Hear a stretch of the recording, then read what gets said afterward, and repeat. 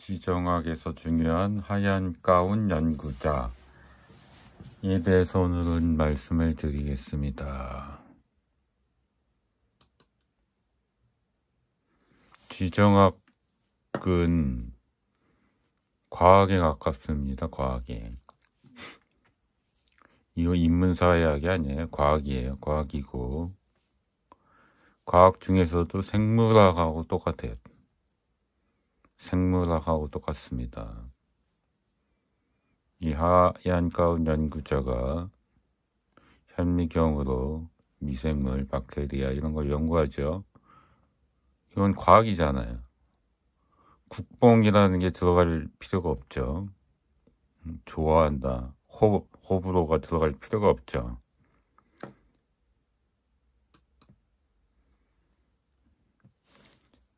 이제 그 생물학에서 이렇게 박테리아를 배양하고 있잖아요. 이 현미경 안에 있는 그 미생물들이 나라들인 거예요. 나라들. 미국, 영국, 중국, 한국, 일본. 이런 거를 관찰하는 거죠. 현미경 안에 이거 미생물 관찰하고 연구하는 데 있어서 국뽕이라는 게 필요 없잖아요. 호불호라는 게 필요 없잖아요. 어느 나라는 좋아하고 어느 나라는 싫어하고, 어느 나라는 나쁘고 좋고 이런 게 필요가 없잖아요. 우리는 이 지정학을 대할 때 연구실에서 현미경 안을 이렇게 쳐다보고 연구하는 연구자, 하얀 가운 연구자의 입장으로 봐야 됩니다. 우리는 이 현미경 안에 이런 걸 보고 있는 거예요. 현미경 안으로 보고 있는 하얀 가운 연구자처럼 우리는 지구 밖에서 나라들을 이렇게 봐야 되는 거예요. 그런 자세로 봐야 되는 거예요. 그러나 우리는 한국을 위해서 이 공부를 하는 거죠. 결국은 배양을 해가지고 어떤 걸 배양하고 싶은 거지. 최종 목표로 하고 싶은 거는 목표 박테리아가 있잖아요. 만들고 싶어하는. 그럼 우세점정으로 만들어야 되고. 그래서 결국 이런 원리들을, 전체적인 원리들을 우리가 잘 알게 되면은 우리가 원하는 목적 박테리아의 원리를 적용할 수 있다는 거죠. 처음부터 국뽕으로 이렇게 보지 말라는 거예요. 국뽕을 보고 어떤 결과를 도출했을 때 그거를 우리나라에 적용할 수 있는 거지. 국뽕으로 좋고 나쁘고 이렇게 접근하면 안 된다는 거예요.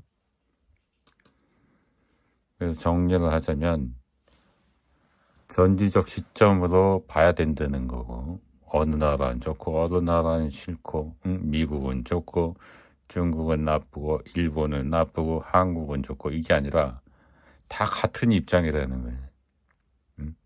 객관적으로 봐야 된다는 거예요. 한국도 저번에 말씀드렸죠. 한국도 1850년대에 만약 일본처럼 그렇게 강대국이었으면 전 100% 제국주의를 했을 거라고, 남의 나라를 침략했을 거라고 생각하거든요. 그렇게 봐야 된다는 거예요. 객관적으로. 우리나라는 절대 다른 나라를 침략하지 않았을 거다. 이렇게 생각하면 안 된다는 거지. 공정하게 객관적으로 판단을 해야 된다. 그래야 거기서 어떤 원리가 나오고 우리가 배워야 될 그런 정보들이 나오는 거지. 국뽕으로 접근을 하면은 전혀 거기서 얻을 게 없고, 어떤 전략적 전술 이런 교훈을 얻을 수가 없다.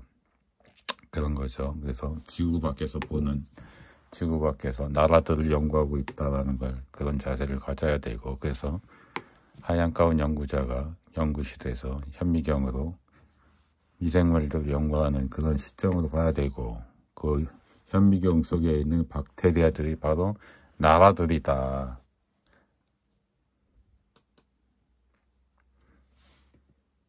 예전에 저번 시간에 중국은 하나인데 왜 유럽은 하나가 아니냐라고 말씀을 드렸던 거 있었죠. 거기서 저는 이유를 모르겠다 했는데 하나 드는 가정이 하나 있어요.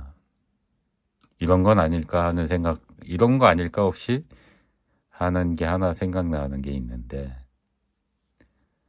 디바이드 이것 때문에 그런 거 아닐까 이런 생각이 들어요. 그게 뭐냐면 이런 나라들 옆에 강대국이 하나 있었다는 거지. 강대국, 엄청난 큰 강대국, 영국이란 제국이 있어가지고 이 제국이 너무 제국 능력치가 뛰어나다, 너무 제국을 잘 운영한다 이런 건데, 이 영국의 목표는 큰 세력이 나타나면 안 된다. 큰 세력이 나타나는 건 무조건 막아야 된다. 그것만 하면 영국은 제국을 오래오래 유지할 수 있다. 하나의 목표밖에 없다. 결국 하나의 목표, 디바이드 하는 거다. 제국, 대륙에 있는 나라들을 디바이드 해야 된다. 그래서 그 능력치가 너무, 강대국의 영국의 능력치가 뛰어나서 너무 잘해서 이제 하나로 단결하는 걸 자꾸 막았다. 근데 영국이 자꾸 이상하게 세계사적으로 보면 영국이 1등 제국주의를 할 때 러시아를 엄청나게 막았잖아요. 이것도 바로 그거다. 이 하나의 큰 세력이 커지는 거를 무조건 막아야 된다. 디바이드 해야 된다. 그게 이제 목표인 거예요. 그래야 영국이 1등 제국이 된다. 세계 제국을 하는, 그게 되는 거다. 그래서 러시아를 그렇게 막아요. 이상하게 왜 러시아를 그렇게 막았나? 그런 거에 대한 의문이 많이 들잖아요. 굳이 그렇게 막아야 되나? 지구 한 바퀴 돌아서까지 막잖아요. 우리나라 와서 거문도 사건 이런 것도 있고. 엄청나게 막았단 말이에요. 도대체 이해가 안 됐는데, 그거는 큰 세력이 나타나는 걸 무조건 막아야 된다 하는 게 영국의 절대적인 목표이다. 그래서 그게 디바이드라는 방법으로 막는 건데, 근데 영국이 그걸 결국은 이제 실패를 한 거죠. 2차 세계대전 실패를 한 건데, 그 원인 중에 하나가 막기 너무 힘든 걸 러시아라는 막기 힘든 걸 너무 막다 보니까 코앞에 있는 독일이 엄청 커지는 거를 막지 못한 거 아닌가. 여기에 소홀해진 거 아닌가. 이런 생각이 들어요. 그래서 러시아는 막았지만은 독일은 막지 못했다. 코앞에 있는 독일은 놓쳤다. 그래서 제국을 뺏기는 게 됐지만 결국 하여튼간 유럽 대륙 근처에서는 나라들을 이게 합치지 못하게 했으니까 그거 속의 목적은 달성은 했지만 제국은 웃기게도 영국에서 멀리 떨어져 있는 미국한테 뺏기게 되는 거였죠. 아이러니하게도. 그래서 1등 제국주의는 전쟁을 하는 이유는 그런 얘기가 있어요. 이기는 게 목적이 아니고 디바이드가 목적이다.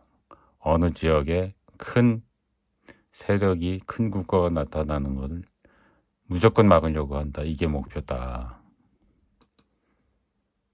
그래서 그레이트 게임, 영국하고 러시아하고 왜 이렇게 싸웠는지에 대한 이게 이해가 되는 부분이고, 이 논리라면 지금은 이제 미국이 제일 강대국이란 말이에요. 미국이 왜 지금 하는 거는 전 세계 전쟁에 개입하기도 하고 하는 거는 역시 영국과 마찬가지로 디바이드다. 전쟁에서 승리하는 게 목표가 아니고 그 개입했던 곳에 큰 세력이 생기는 것을 막으면 성공한 것이다. 이것도 미국도 역시 영국처럼 똑같이 지금 그대로 하고 있고, 이게 제일 중요한 세계 전략인데, 근데 영국이 또 실패한 것처럼 아이러니하게 중국이란 큰 세력이 등장하는 것을 미국은 왜 막지 못했는지, 난 이건 도대체 진짜 이해가 안 돼요. 이거 막지 못한 거가 문제가 아니라 큰 세력이 됐는데 엄청나게 도와줬어요, 미국이 사실은. 이것도 러시아 때문인가? 러시아한테 너무 집중해가지고, 응? 코앞에 있는 중국은 못 봤다 이런 건가? 미국이 엄청난 실수했어요, 이제. 디바이드를 해야 되는데, 디바이드에 실패한 거죠. 이런 거 보면은 이제 영국이 제국을 뺏긴 것처럼 미국도 지금 제국이 뺏기든지 뭐 1강에서 2강으로 가든지 뭐 그 2강은 뭐 확정이 된 거죠. 이거 왜 디바이드를 못했나? 간단한 건데 제국은 디바이드가 생명인데